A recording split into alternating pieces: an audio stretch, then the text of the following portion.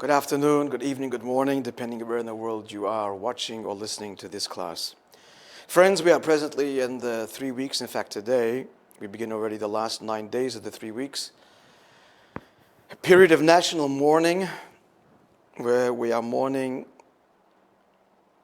the destruction of the Second Temple and 2,000 years of Jewish suffering, injustice in the world at large, and pining more than ever for the Messianic era. During this time, we study the laws of the temple, because by studying the laws of the temple, as God told the prophet Ezekiel after the destruction of the first temple, God told him to convey to the people the description of the final temple. Ezekiel protested and said, but they're in the land of their enemies, they're in exile, why should I tell them about this? Let them be. When they return, I will tell them the laws of its construction. And God's response to the prophet was, why should my house be ignored because my children are in exile? On the contrary, by them studying these laws, I will reckon it, says God to the prophet, as if they are building it. In fact, they are building it spiritually and hastening its realization. So, friends, we're going to zero in today, or this evening, on a particular law or related laws related to the Holy Temple. We refer specifically to the laws of God's chosen house. That's the way Maimonides refers to it. So, the laws of God's chosen house, Hilchas Beis HaBchira, chapter 1, laws number 14, 15, 16, and 17, all dealing with a unified theme. And that is as follows. Let's begin with a direct quotation from law number 14 of chapter 1. Maimonides, the Rambam, writes, whenever a stone has become damaged to the extent that one's finger would become caught in it when passing over it in any area of the stone, it is disqualified for use in the altar and the ramp.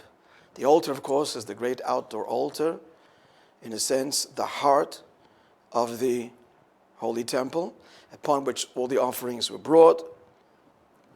A building-like structure built in the temple courtyard, open to the skies, and there was a large ramp on its south side leading up to the altar. So again, the Rambam is saying that any stone was made of stone that is blemished or damaged to the point that if you ran your finger, it would get caught in that blemish, that little crevice, it's disqualified. And this is similar, he says, to the law regarding the slaughtering knife. A knife, the knife of shchita, must be perfectly smooth. What defines perfectly smooth? In fact, all shachtim, ritual slaughterers, are adept and expert at this. One of their nails is a little bit longer than usual because they use that nail to run along the knife's edge, and if there's a slight nick, the nail will pick up that, the hand will pick up that sensitivity. Same applies to the stones for the altar and the ramp. The Rambam concludes, for it is written, you shall build the Mizbech, the altar of God, with whole stones, the Even Shleimos. Good? Clear. That, friends, was law number 14. We need to remember these laws. There's 3 of them, really. And then we're going to contrast and compare them. Okay, law number 1, we just posited that. Fairly straightforward. The stones used to build the altar and the ramp have to be perfect to the extent that even if a nail would get caught, that would disqualify it. All right. Law number 15, halacha 15. Stones from the sanctuary or the courtyard. I'm not talking about the altar or the ramp now, but the general sanctuary. Now, the sanctuary is that building. Actually, here's kind of. It's the building that lies to the west of the complex of the Holy Temple. It is, in terms of the building itself, the most sacred part. It had 3 chambers or compartments, an entrance, the Holy, and then the Holy of Holies further west still. So, again, stones of the sanctuary or the courtyards, meaning the courtyard around the sanctuary, which is the priestly courtyard, Some say he means here too even the Israelite courtyard and the women's courtyard. There were 3 courtyards. At any rate, the Heichal, or the sanctuary in the courtyard, which were damaged or split, are disqualified for use. So here too, the Rambam says, you have a question? Here too, the Rambam is talking about damaged stones. He's talking about in the context, not of the altar and the ramp, but the temple building proper, if you like, and the courtyards. Now the question is, this definition of a damaged stone, does it apply here as well? He doesn't say, he doesn't repeat again, damaged to the extent that if one would run one's nail across its surface, it would get caught. He leaves it open. So some commentaries say, well, he doesn't have to repeat what he had said earlier about the altar and the ramp. The same guiding principle or definition of a smooth stone applies also to the Heichal, the sanctuary building, and the courtyards. All right. Now a third quote, law number 16. Here the Rambam says, when a stone was damaged after it was built into the altar or the ramp, he goes back to talking about the altar and the ramp now. That stone alone is invalidated. The others are still fit for use. So that has to be removed, but the rest is still okay. Are we to assume here too that the same guiding principle applies uniformly when a stone already built into the altar and the ramp, it becomes disqualified? What defines disqualification? That same definition, running the nail. It has to be removed, the rest remain all right. In fact, some commentaries say, indeed, law 14 and 15 and 16 all have the same principle. It's laid out in law number 14, but it applies to 15 and 16. Let's remember that. Law 14 is, he's talking about building the altar and the ramp. That's where he gives the definition. Then he says, likewise, the stones of the courtyard and the temple proper have to be whole. This view that I'm sharing with you now says it's uniform. And the third law that talks about a stone already built in the altar becoming blemished. What defines a blemish? The same definition. However, there are other commentaries that say that from the precise wording of the Rambam, and this is kind of beyond us to go into the exactitudes here, but the fact that the Rambam does not make it clear, namely, the definition that when the finger gets caught, the nail rather, that defines a blemish, applies, as he says, only to the altar and the ramp, which is law number 14. Halacha, or law number 15, where he says, stones from the sanctuary, the courtyards which were damaged or split are disqualified. Since he doesn't say, as I said before, then he actually means a lesser degree. In other words, it's a different yardstick. We're much more exact when it comes to the altar and to the ramp. That's the nail getting caught. But since he doesn't repeat that definition again, in fact, it is a lesser exacting or demanding definition of smoothness. And they bring proofs for this because one of the proofs is there's a source that tells us that King Solomon used this special, unique creature called the shamir. It was a worm-like creature that ate through stone. When placed on a stone, it split it. The Torah, why would he use that? Because the Torah prohibits the use of any metal instrument in chiseling the stones on the Temple Mount.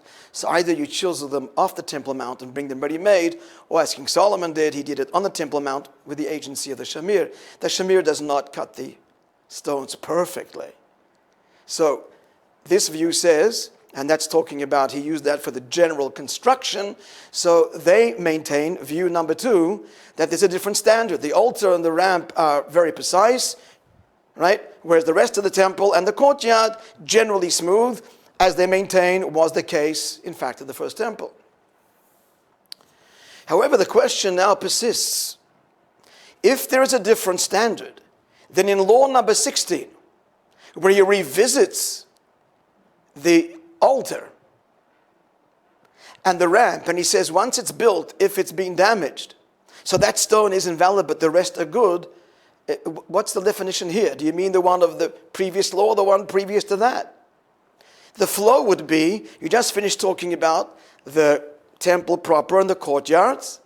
Now, this view says that's of a lesser degree than the altar and the ramp. Well, maybe that applies now as well. Once you've built your altar and your ramp, which is it the original? Is it the original standard? Or is it now the new standard mentioned in law number 15? Pardon? He doesn't mention that. He doesn't give us that. He just says, if it's damaged, it's invalid, and the rest are okay. To what degree is it damaged? Surely he should have clarified. So let's explain our question. There is a view that says, just takes things rather superficially, as it were, relatively speaking, and says, there's one standard for everything. Altar, ramp, courtyard, when you build it, after it's built, there's no distinction. So we have no qualms. It's not a very precise reading of Maimonides, that's true, but at least it's consistent. Yeah, and at the highest level it's consistent. And that is the nail.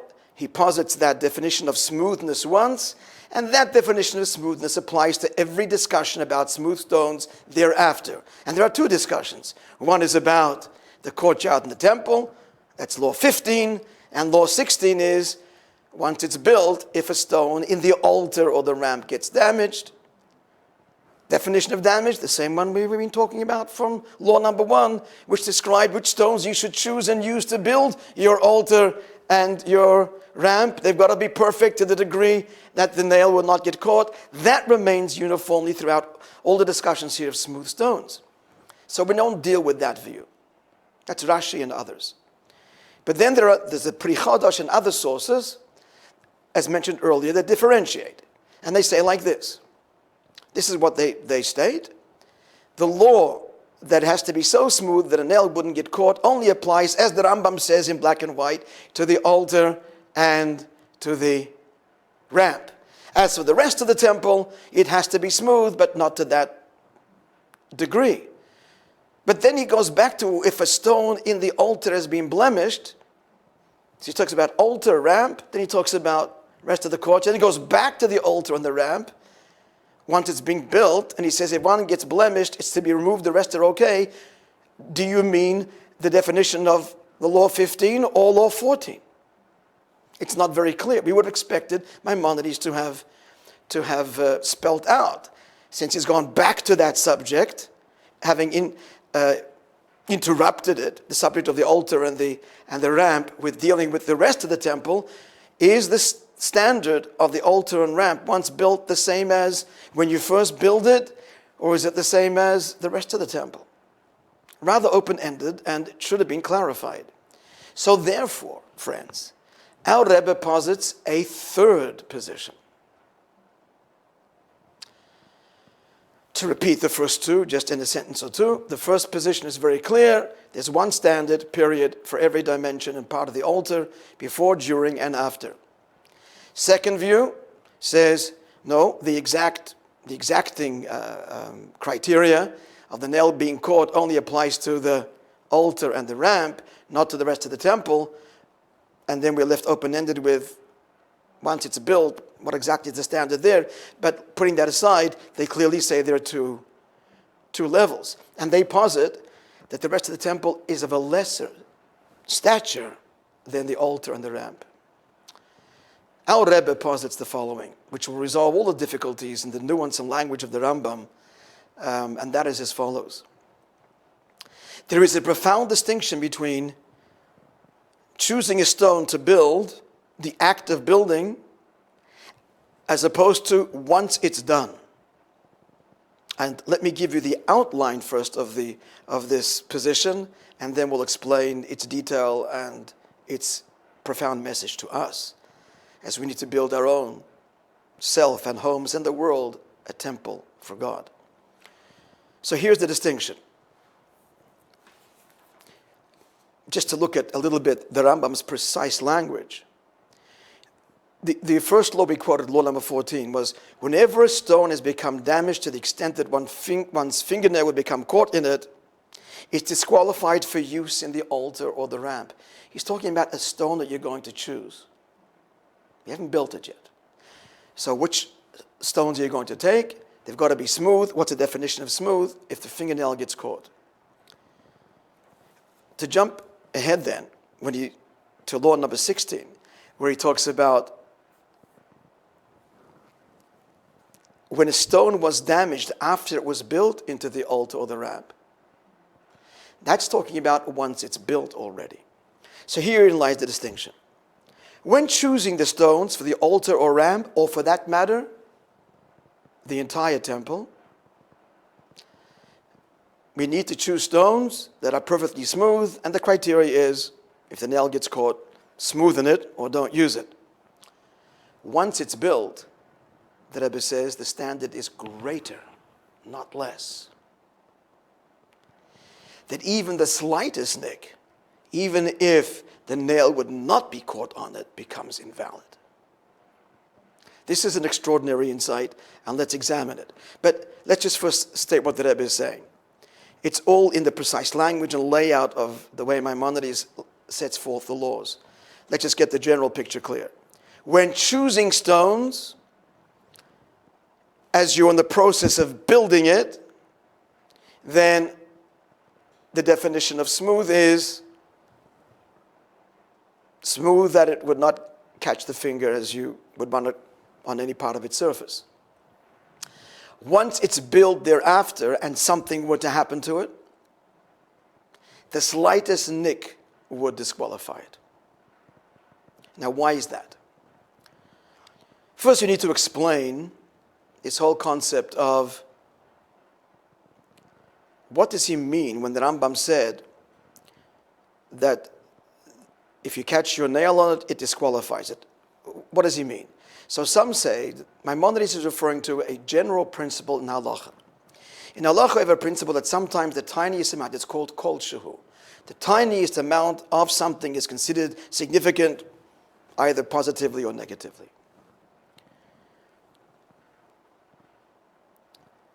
So the question is, if that's what he means a kol shehu, any amount, then just say that, kol shehu, any amount. Why give us this imagery of the slaughterer's knife? Just say the slightest nick. So here, for instance, we get to the bottom line. There's two kinds of any amount in halacha. Two kinds of any amount. In the laws of Shabbos, to illustrate. On Shabbos, one is forbidden to carry something from an enclosed area to an open area. It's got to be a something. So in the laws of Shabbos, chapter 18, Yafilcha Shabbos, Maimonides goes into a whole list of various objects and things or plants of all kinds. What would define, it's got to be a useful thing, something that has value. So different things have different sizes in terms of volume that would render them valuable. If it's food, it's got to be enough to be considered food stuff, and so on. And then he says there are some things that even the smallest amount you can't carry out. He uses the expression kol shehu. Now, even though he says the smallest amount, he's talking about an amount, just saying it's very small. So, for example, he says a fragrant spice. It's a tiny little piece of fragrance. It doesn't have any dimensions of significance. But because it still is an aroma, it's still something that has value, so that one cannot carry on Shabbos. So when he says there, even the smallest amount, he means the smallest amount, but an amount nonetheless. To contrast that with the laws dealing with idolatry, or objects that were worshipped, wine that was poured in an idolatrous ritual, or food offered to an idol. They're the same language. Even the smallest amount is forbidden, but there it's absolute. By smallest amount, we mean zero tolerance. Zero tolerance. Absolutely no trace at all. And therefore, to apply this distinction, what is considered a small amount? When it comes to idolatry, the answer is So what is this? there isn't. By kol shehu, there it means anything Period. You get smaller than small. That's right. So it's got to non-exist. It's got to be destroyed utterly. You can't carry out even the tiniest trace even of the idolatrous wine or food. So when it comes to idolatry, it's not, if it's so small that it's insignificant, it's okay. No, every part is significant. The tiniest amount is significant. When it comes to the laws of Shabbos, if it's a tiny piece of food that has no value because you can't be satisfied, then you could carry it. It's insignificant. But when it comes to idolatry, there's no insignificance. The tiniest amount is significant and is intolerable, and one cannot benefit from it. Applying all this to the laws here. This is what Maimonides is saying. So when you build it, and you're building it, then the definition of smoothness is defined by this measure of, will your nail get caught on it? If it doesn't, then from our perspective, we're building this. It's negligible and it's okay. But once it's built and it becomes the house of God, I'm not building it anymore. Once complete, it assumes a whole new stature and sanctity. It's God's house. Now here's the thing. God says about his house in Scripture, when we are commanded to destroy every last vestige of idolatry, don't do that to my house. For my house is the opposite. My house, my home, is the place where I am manifest. Idolatry is a denial of God. So God is saying you are to destroy utterly idolatry. Leisasukein, do not do so to the house of God your Lord. So there's an equation here. Since the destruction, the commandment to destroy idolatry is zero tolerance. When we say even the smallest amount, we mean nothing at all, not the smallest insignificant amount, but nothing at all, then the inverse applies. Don't do that to my temple. Do not make the slightest mar. There the definition of smoothness is absolute and not tolerant of even the slightest nick. So while you're building it, and you're building it, the human standard, if you like, can apply. And for us, if the fingernail, I can't see it, you can't even see it with the naked eye, you have to run your fingernail, and if the fingernail, very sensitive, feels every sensation, doesn't feel a little nick in the stone, well, from our perspective, it's fine. And God said, as you're building it, well, it's your perspective. You can only build it as you can build it, as it were. And your perspective is respected. But once it becomes the house of God, thereafter, it now becomes the revelation of my presence, says God. My presence reveals the absolute truth. The absolute truth of God. And therefore, once built, throughout, even the slightest mar is intolerable. Like idolatry. And that explains the Rambam. Because the only time he gives this measure, this quantifying measure, he says, when you pick or choose or build the altar on the ramp, you build stones that are smooth, and what's defined as smooth? If the finger will not be caught in it. But then that makes no mention of that. Then when he talks about the built temple, he says they were perfect and whole. And the reason he doesn't mention that definition is not because it's less than, because it's more than whole and perfect as in perfect. So once it's built, it assumes thereby this divine sanctity that is intolerant of even the slightest blemish. So that's the third view then. So we have three views. The first view is that the definition of smoothness, the nail being caught, is uniform whilst, during, and after building, and applies to every part of the temple proper. The view of Rashi and others. Then there's a second view that says, no, the exact demand that even the nail not be caught on the smooth surface of the stone applies only to the altar and the ramp. The rest of the temple has a lesser standard of what's considered smooth, something far more obvious.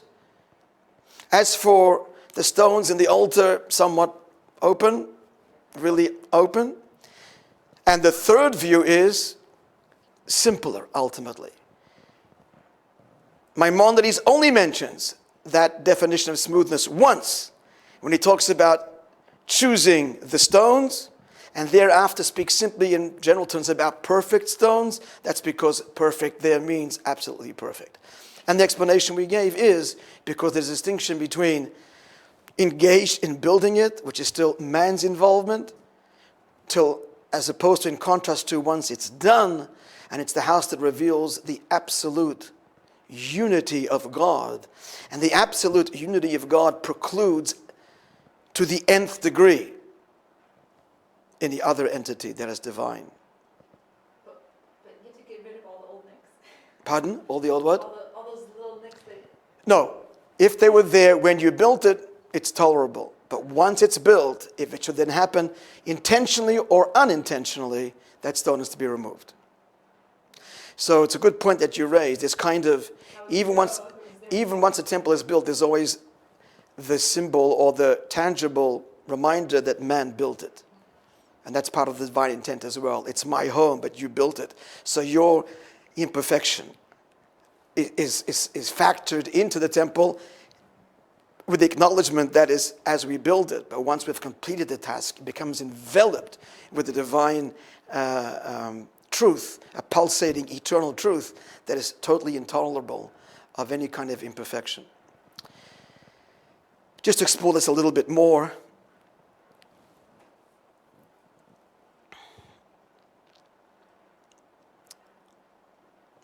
Maimonides, the Rambam, interestingly describes the Holy Temple as Beit HaMikdash, the house of God's choice. Now that's an unusual way to describe the temple. True, it's based on Scripture, because when the Jews received the Torah, they weren't told where the temple would be built in its permanent locale. They were simply told, God conveyed this to Moses, you will bring your offerings and serve me in the transitory temporary and movable sanctuary until the place that I will choose, the locale, which turns out to be on Mount Moriah in Jerusalem.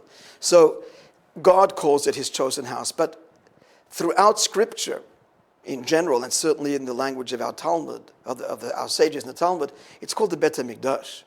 It's called the Holy Temple. So why does the Rambam call it the house of God's choice? Because in those choice of words is a very profound message. God's choice.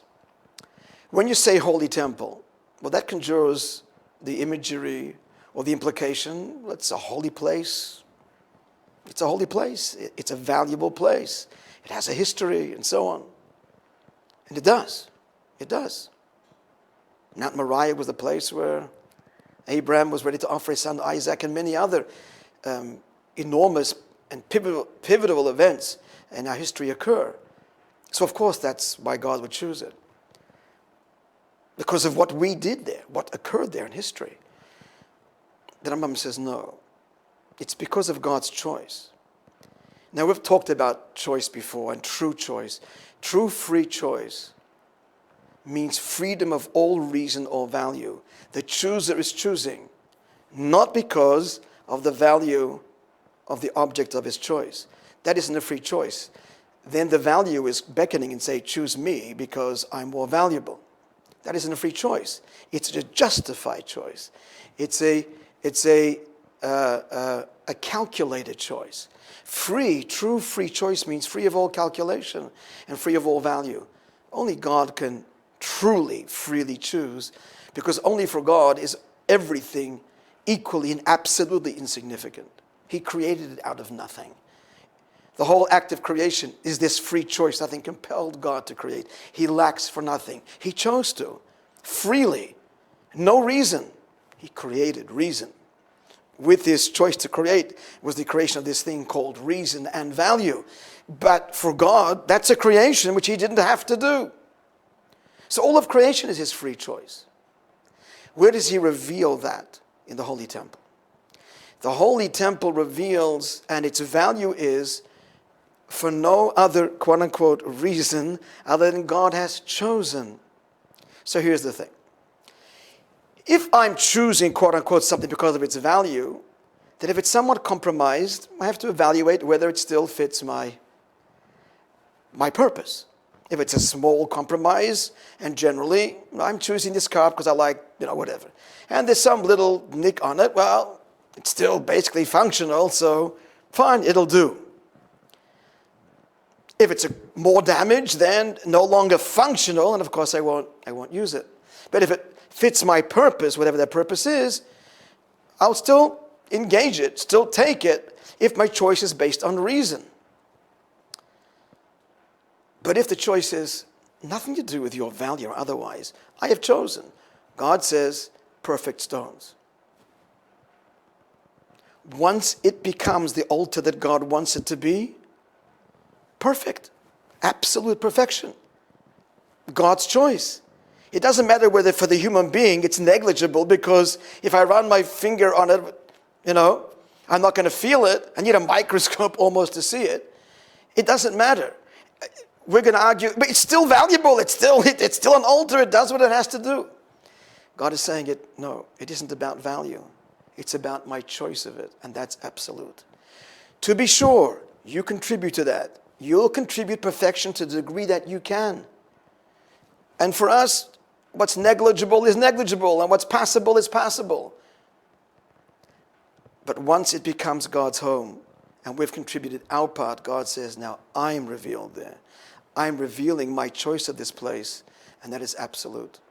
And therefore the slightest nick becomes unacceptable, not because the value has been diminished. It isn't about value, because I've chosen perfect stones. That's what I've said. That's what I want.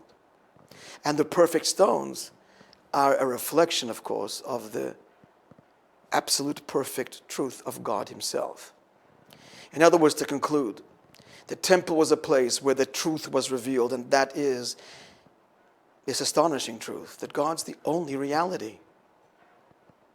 He's the only reality. It's not like there is a God and also us. There isn't. Now the listener or viewer must be astounded. What do you mean there isn't us? Rabbi, knew you're talking. The Torah itself says there's a heaven and an earth. True, but the same Torah says that heaven and earth have no reality at all. Intrinsically, they're simply the consequence of God's will that they be. To illustrate, if I would ask you to conjure the image of your house in your head, and you think of your home, now is that home separate from you? Does it have its own intrinsic value? Can I take that image from you? All it is your desire that it be. You're thinking of it, so it's there. You stop thinking of it, it disappears. Kind of like that, but not quite, is all of existence. It's simply because God is conjuring it. So the truth is, he's the absolute reality, and there is nothing else. Truly, not a little bit. Not negligible. It's God, and there is also creation which is negligible and there but not significant. No, it's not even there. That's the first kind of small thing. We spoke about the kosher. It's there, but it's tolerated because it's valueless. So you can carry it on Shabbos because you're not carrying anything that has any meaning. Torah says you can't carry things. It's not a valuable thing. But when it comes to God and creation, there is no other thing, even negligible or insignificant. The truth is, he's the only reality, and everything else is totally, transparently nullified, but more than nullified, really, the consequence of his will. So in the Holy Temple, once it's built, through our contribution, indeed, but once that last stone is put in place, the altar is built, it's now something more than we built an altar. This is God's altar. We built it, but it becomes his altar the moment we finish building it according to the commands.